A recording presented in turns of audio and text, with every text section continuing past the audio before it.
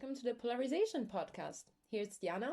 And this is Daina, not confusing at all. And we are two students from the EUCS program, European Culture and Society. And as part of our studies, now we are very interested into researching social media polarization. Today's focus of the podcast will be Hijacking MeToo, transnational dynamics and network frame contestation on the far right in the case of the 120 decibels campaign by Knüpfer, Hoffmann and Voskresenskii. Here's a short overview of what we will discuss in this podcast. So firstly, we will bring in a summary of the article I just mentioned. Then secondly, we will talk about its main concept, hijacking. Then we will make some examples. And finally, we will broaden up the topic, bringing into political polarization on social media. So, the summary of the text. The authors perform a case study to assess the 120 decibel campaign strategy to gain attention, specifically outside of Germany and Austria. The 120 decibel movement or campaign, how they referred it to, was launched by the Austrian Identitarian Movement, which is a far-right political group. It aimed to reach the broader European society by using English language and referring to the daughters of Europe. The campaign calls on them to share their experiences of sexual assault and similar using the hashtag, very similar to the Hashjacking MeToo movement. However, it's different from it because they refer to such acts performed by immigrants explicitly. According to the promotional video by this campaign, Western women are in danger because of the immigration policies in Europe that are leading to foreign infiltration and the overflow of men from archaic misogynistic societies, as they say. And the authors, they attempt to assess the relationship of the hashtag 120 decibels and the Me Too hashtag movement. And also, they want to see whether and how they used the momentum and the success of the Me Too movement to gain a larger audience and more attention, specifically outside of Germany and Austria. They find that this campaign indeed gains attention, especially in the UK and the US, and that tweets and retweets out of both countries were using both hashtags. They find that the relationship is dichotomous, as the success depends on the Me Too movement's success, but it's promoting distinct goals from the original movement. Interestingly, the authors give a new meaning or a more specific meaning to the term hijacking. So basically what has been described until now, this action with which the campaign takes advantage of this pre-existing and very famous hashtag is basically hijacking. And this in general meaning would actually refer to take possession, control of something that doesn't actually belong to you, and by doing that with force perhaps. Here it's very interesting because hijacking is more a strategic tool used by the campaign to actually reinforce and support their own personal goals and agenda. And this is, to highlight this, it's really not done in an explicit way. So one might still think this definitely relates to Me Too, when in fact it promotes very opposite values. This can also actually be defined as agenda surfing, or it can be related to this concept as they are actually attaching themselves into a large social debate with their own topics. So this specific type of hijacking doesn't really discredit openly the movement actually to be hijacked, although I think it can be stated that it actually undermines its original goals. It's really curious how, in a political sense, I think many types of hijacking can be observed actually, and not just this type or one specific type. And that's why we want to talk a little bit of more examples. Besides the specific one brought in the article, there are many interesting examples that can be seen or named. What do you think, Daina?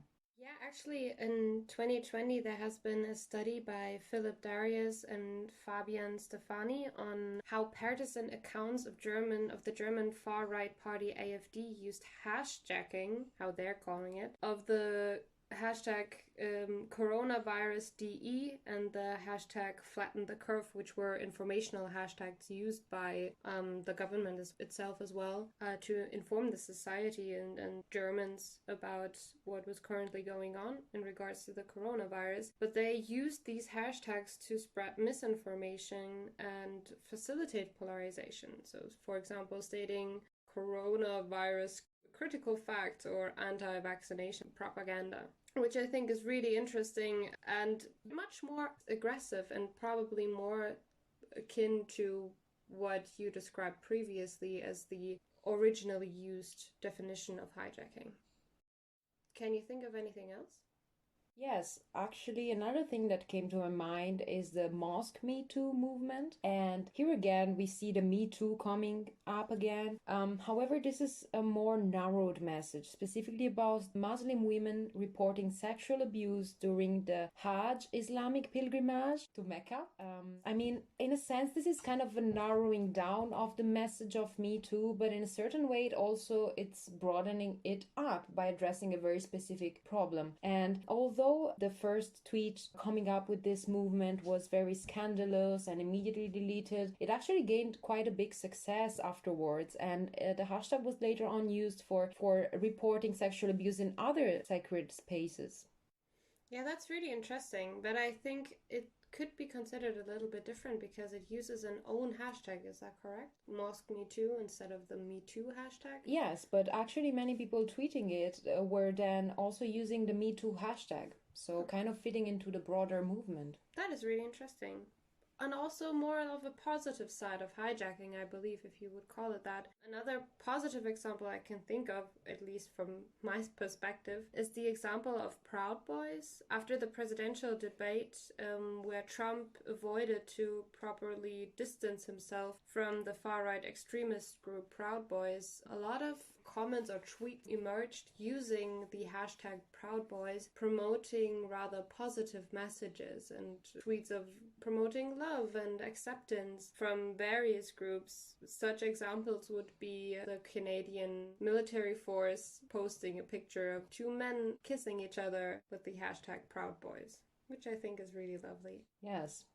Sounds like that. And another example to finish on a more lighter note, it's the hashtag impeach Biden now. And this was actually trending, of course, because of President Donald Trump. And interestingly, it was kind of hijacked by supporters of K-pop bands such as Blackpink or BTS. Very famous right now. They're gaining a lot of success worldwide. And they basically just took over the hashtag and just tweeted about random things, really, by just moving the focus on something else. And bullshitting it, right? It's really funny. I heard about that too. Like spreading pictures of their favorite artists under the hashtag impeach Biden now to just not make the people find proper information, if you want to call it information, under that hashtag. That is very interesting. I guess that's something that they did with Blackout Tuesday and Whiteout Wednesday in a more negative way as well. There are a lot of cases of hijacking taking place. Yes, I also think so.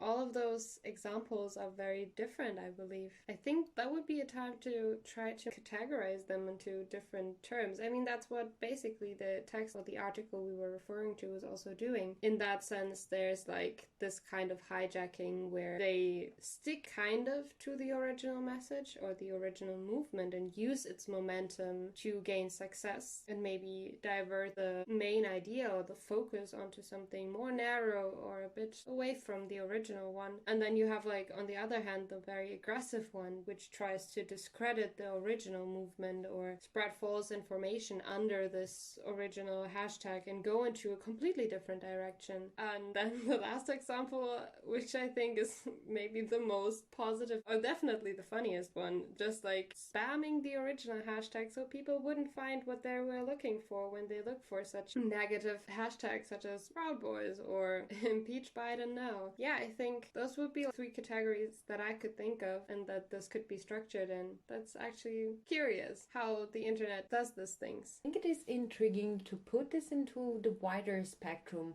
of politics, polarization, and social media. So I think the discourse on politics polarization on social media actually is the one to reach for now in this case. And maybe we have some interesting points to make on that. Yeah, I think it should be considered what a tool social media can be, and it seems that right-wing populists do use that more than maybe other political groups. So, a text by Bouyan refers to echo chambers and also how far-right politicians or populists use social media to promote their candidates and generally their ideas. However, they say or they find that there is no real evidence of a bias towards right-wing populism, but what they see is that gender and age in fact affects the support for populist candidates and parties, and specifically male and older generations do act more in favor of right-wing populist candidates and generally right-wing populist parties. In this regards, the absence of such evidence doesn't really fulfill the spectrum or question, I think, because the main challenge of this type of studies, of this new type of investigation, is actually given by the dynamic and always changing nature of social media. So one time the effect can be in a certain way and immediately a few minutes later can change just because it is like that. It's very hard then to assess such things. And therefore, I think another interesting question that can be made is in regards to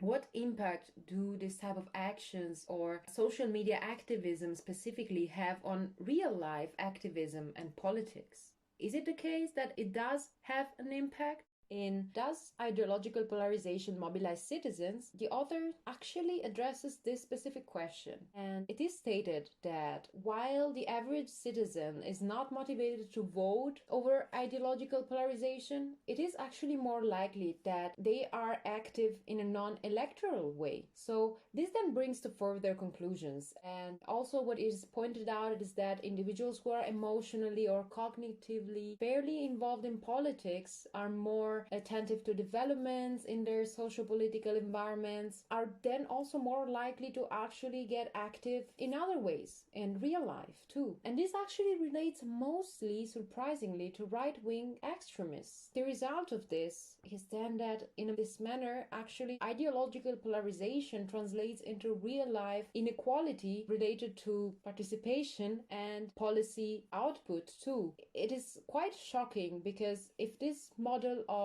online participation versus real life participation is true, then we might explain many of our everyday political events into also the big impact that social media have on them. Yeah, I mean, all in all, it's kind of questionable how much relevance social media popularity and engagement on social media actually has on the real world. And there are several studies also proving that the connection or the links between social media and real life are rather weak. Yeah, so all in all, how would you connect polarization and the specific example of hijacking that we have been referring to from this text? Or generally, how would you sum up this whole conversation we just had? To sum this up, my stand would rather be one of avoiding black or white opinions on this. I believe that rather than categorizing hijacking or polarization in a more extreme way as bad or good, as black or white, I think it must be rather contextualized and researched more. Definitely be taken into consideration as the big reality that is, the big role that it plays nowadays, and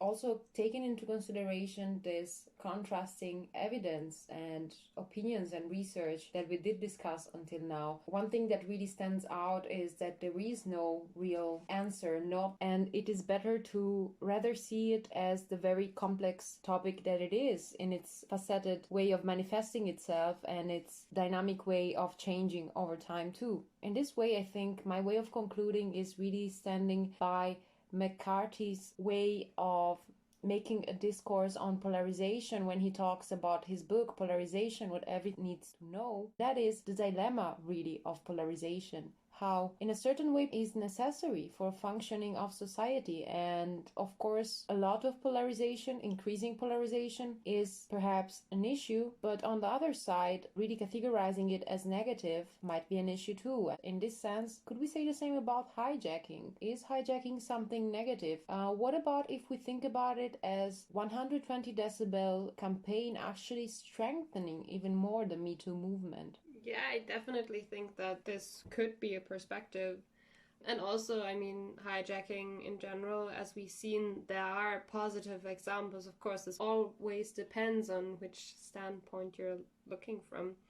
Yeah, definitely there could be more research done. I mean, of course, specifically the example that we have been talking more in depth about in this episode with the article by Knüpfer and his colleagues. It is, of course, only a case study, so it can't be really representative, and the conceptualization they use of hijacking, this, of course, is different than it has been previously used, and it maybe could give some more insights into the general dynamics.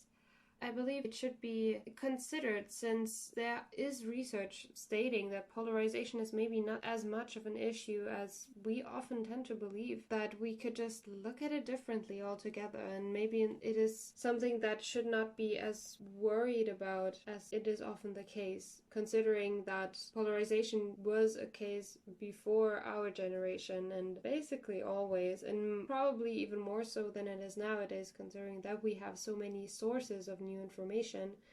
We are living in this digital world now, but we also live in this real world, and seeing how studies also show that the ties between the both are rather weak, I guess it's something to consider. We will make sure to put in the description our references, the ones that you heard about in this podcast, because we think these are quite interesting readings, definitely food for thought. I very much agree. Thank you all for listening. Have a nice day. Enjoy the next episode. Thank you. Goodbye.